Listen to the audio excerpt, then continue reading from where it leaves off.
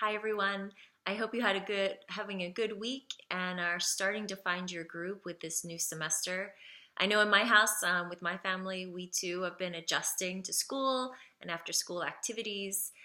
Your week one work is looking strong, and I will be posting all week one grades by Sunday or Monday, about the time your week two assignments are due.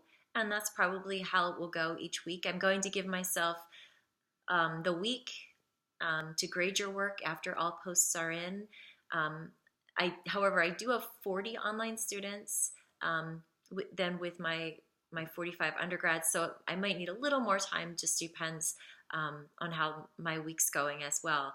So in week one and two, we have been starting to consider what research is and beginning to develop research questions. And we've this week are trying out a data collection method observation, collecting data with field notes and then reporting it through the form of poetry. So I'm looking forward to those.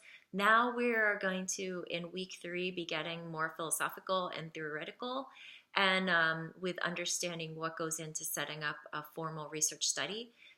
This week we'll focus on philosophical frameworks and paradigms and interpretive frameworks. The book we'll be reading from is John Creswell's Qualitative and Inquiry Research Design. And this book is not specific to a field, so it's more of a general research book. It's important to understand that research methods that we're going to be exploring in this course are qualitative in nature rather than quantitative. So qualitative research is a system of collecting non-numerical data.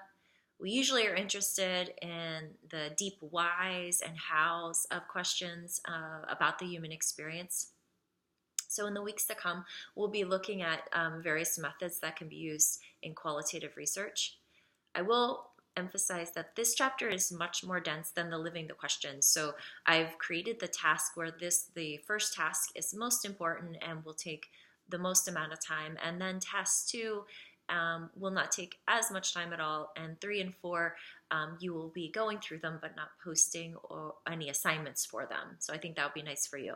I will be providing the written core assignment soon, probably next week, but know that we have already started this assignment through the weekly tasks. For example, one important component of your research study will be your questions and the definitions that go with those. So we will continue to narrow down your research questions and your sub-questions. This week, we'll begin to also determine your paradigm and your philosophical framework for the study, which will be a section of your proposal.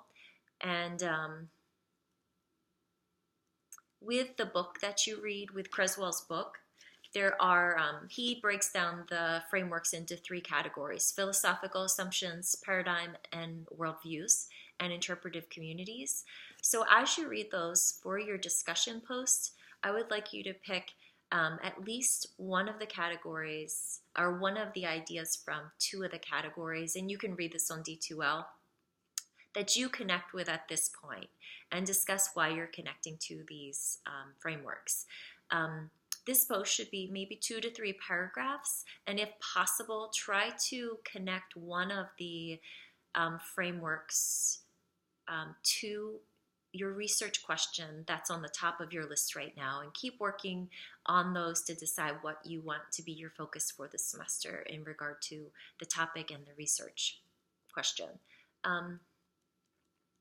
In addition, an important piece of your research study is that you consider and you're opened with your bias that you might have in the study. So you want to be avoiding bias in your research by both writing in a certain way and avoiding it in your writing, but also how you're looking at the data. So you're going to be listening to a TED Talk and also looking at some APA guide to avoid bias. So be looking through those. I know the APA guide looks at disability language, race and ethnicity, as well as sex and gender bias. And these will be important for us to consider as we are writing up our research proposals. So I think it is time for me to grade I want you to have a great weekend and a week and keep working and deciding. Make some good decisions this week about your research and let me know if you have any questions. Thanks. Have a good day.